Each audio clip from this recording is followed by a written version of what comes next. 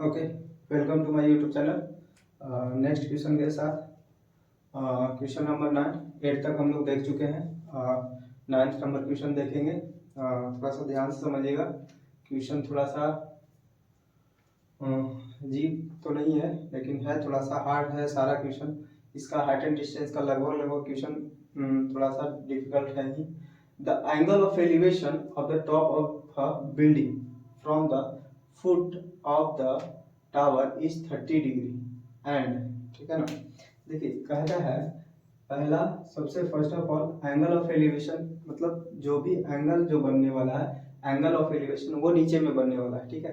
तो कहता है of the angle of elevation of the top of a building, जो बिल्डिंग का जो टॉप एरिया है, ठीक है ना, जो शिखर है, from the foot of the tower, मतलब जो, ठीक है, बिल्डिंग की का शिखर और ऑफ द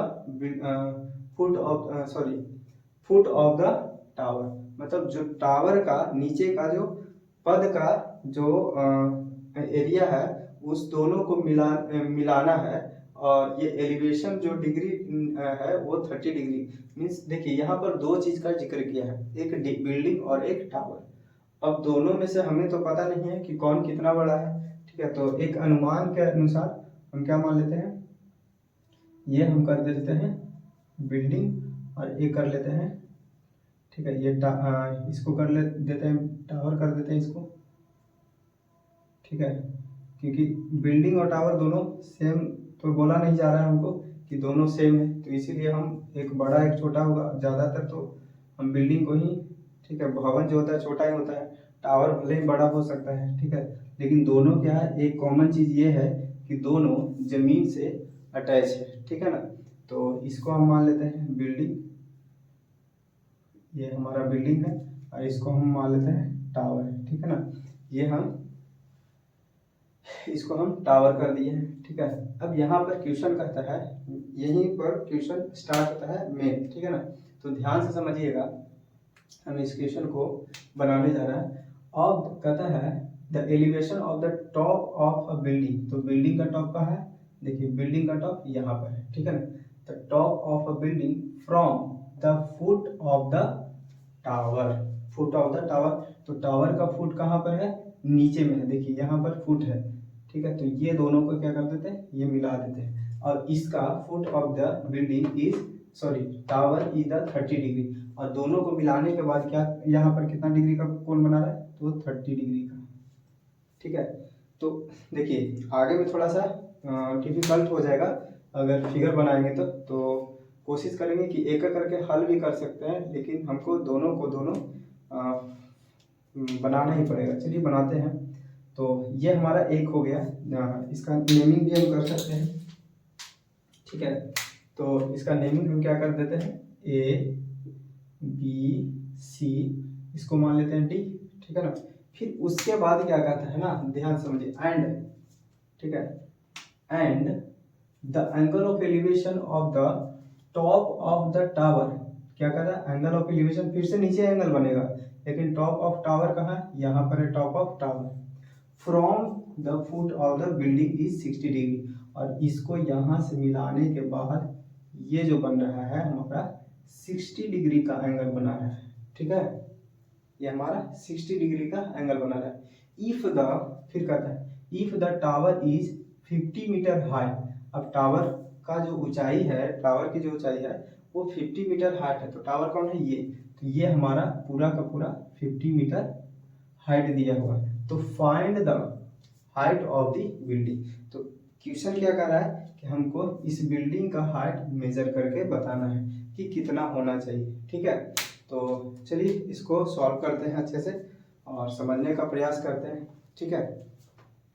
तो सबसे पहले देखिए हमको जो दिया हुआ है ना, उसको हम पहले सॉल्व करेंगे, ठीक है। उसके बाद जो निकालना है वो चेक करेंगे। तो हमारा सबसे पहले इनर ट्रायंगल चलेंगे, यहाँ पर चलते हैं, चलिए यहाँ पर लिखते हैं, यहाँ पर बिल्डिंग थोड़ा सा, ठीक है, बी फॉर बिल्डिंग समझ लीजिएगा, ठीक है ना।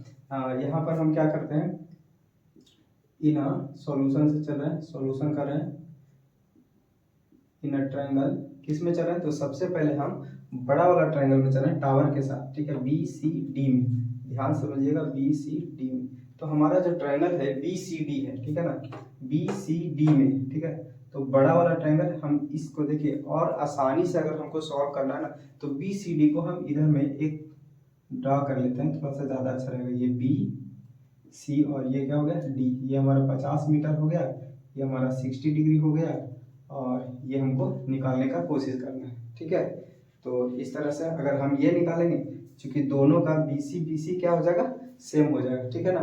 तो next inner triangle B C D में चल रहा है, तो थीटा के सामने ये पी हो जाएगा, ये तो 90 डिग्री फिक्स रहता है यहाँ पर, ठीक है। तो हमको 60 डिग्री यहाँ पर चलना है, ये वाला ट्रायंगल में चल रहा है, और 30 डिग्री में, ध्यान से समझिएगा।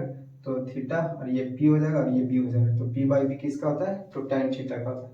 यहाँ पर लिख देंगे tan थीटा बराबर पी बाई बी।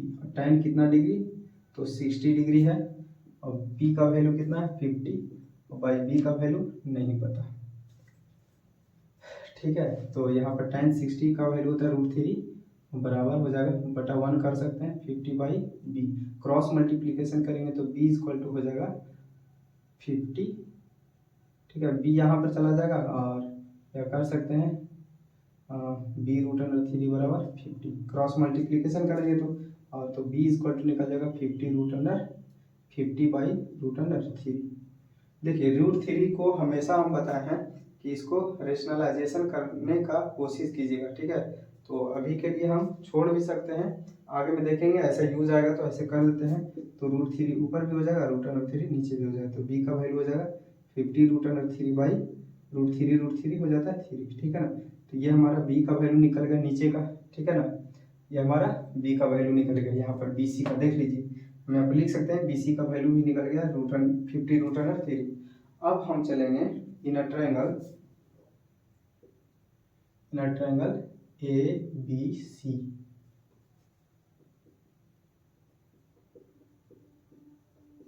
ठीक है, inner triangle A B C. अब ए बी सी में हम क्या करेंगे, देखिए एक छोटा सा इसको भी फिगर बना दे रहा है तो समझने में ज़्यादा आसानी होगा। ए बी सी, तो ए बी सी में ये निकालना है, चूंकि ये दिया हुआ है, देखिए बी जो है ना, ये बी सी हमारा है ना, तो बी सी तो हम निकाल चुके हैं यहाँ पर, तो बी हम यहाँ पर रख देंगे।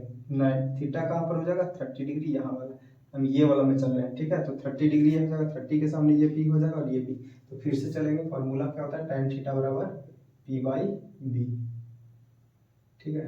अब tan कितना डिग्री हो जाएगा, तो यहाँ पर हो जाएगा 30 डिग्री,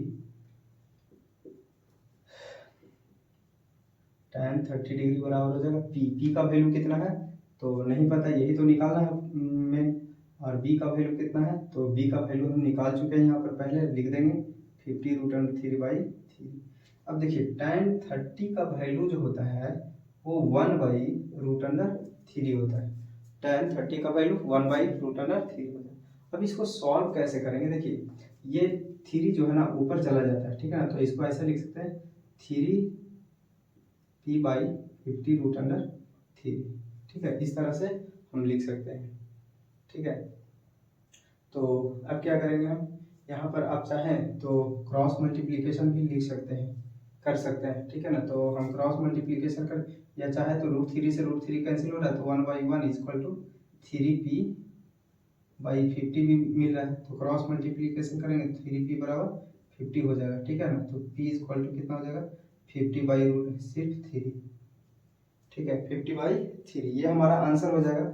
और आगे करना चाहते हैं तो पूर्णांक में तोड़ सकते हैं, तो पूर्णांक में कैसे तोड़ते हैं, 3 को डिवाइड करेंगे 50 से, तो 3 1 जा 3, 2 3 6 जा 18, ये हो जाएगा 2। तो इसको ठीक है मिक्स फ्रैक्शन में कैसे लिखते हैं, 16 को पहले लिखते हैं, 2 जो है ऊपर चला जाता है और 3 नीचे आ जाता है, तो आप ऐसे भी लिख सकते हैं इसका आंसर, ठीक है, यहाँ पर हो गया, ठीक है। तो ये इस तरह से हमारा क्वेश्चन सॉल्व हो गया पूरा का पूरा, तो ये हमारा सॉल्यूशन हो गया।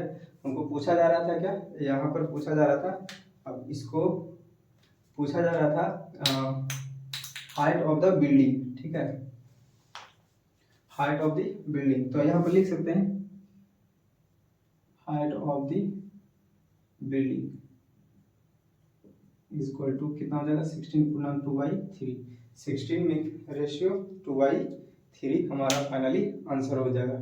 तो ये हमारा क्वेश्चन सॉल्व हो गया 9 नंबर क्वेश्चन। तो थोड़ा सा देखिए ये क्वेश्चन को थोड़ा सा सेपरेटली करके अगर सेपरेट कर करके बनाते हैं तो आपको पता चलेगा कि किस तरह से आंसर लाया जा रहा है, ठीक है ना। इतना आसान नहीं है ये क्वेश्चन को समझना ये सारे को, तो थोड़ा सा मेहनत तो करना पड़ेगा, ठीक है। नेक्स्ट क्वेश्चन के साथ मिलते हैं।